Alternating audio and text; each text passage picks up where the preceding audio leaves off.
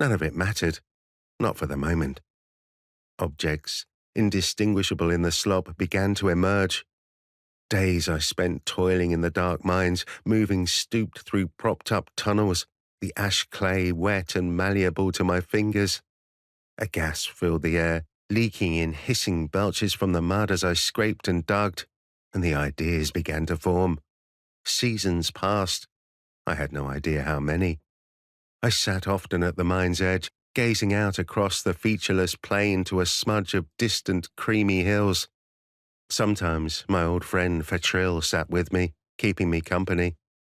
His presence unnerved me, but I always remembered, sooner or later, there was no way he could be here. I'd killed him long ago. It was a rare, fine day, a break in the sweeping, ashen storms, and I remembered the mountains back on the surface, their slopes carved into the labyrinthine chalk cities. My surface, a place of black, scent-drenched nights, the trillion sounds of the woods.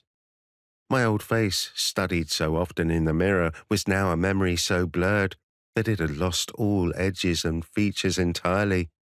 I'd forgotten what I looked like during my life. I blinked my strange, deep-set eyes, focusing on the heap of detritus I'd brought up that day. I didn't know what it was.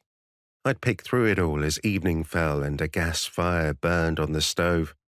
I'd found bones down there, yawning skulls with long yellowed teeth, their throats clogged with clay, things like me, as I was now. I'd never seen a species quite like the one I now inhabited. There were plenty like them back on my surface, but none precisely the same.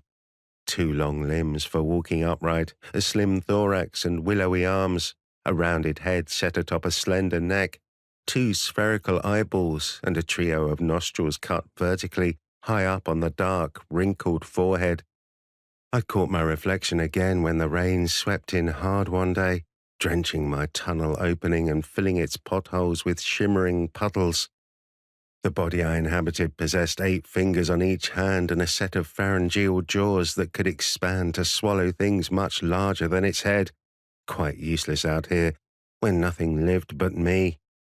Quite why I now appeared this way was a question never fully answered, at least not in my time. The well had existed long before my species had come into existence. They'd found it by accident. A great invisible fissure drilled into the realities like the scar from some kind of bomb made by forebears nobody remembered. But I had been the one to reinstate it, to venerate it, hurling my enemies in at the slightest provocation. Contrary to popular belief, it was not a lust for power that had guided me then. It was the things I had come to learn, a knowledge that many assumed had driven me utterly, irretrievably mad. I alone knew that I was quite the opposite. I knew the truth. Nobody ever clawed their way back from that hole in the realities.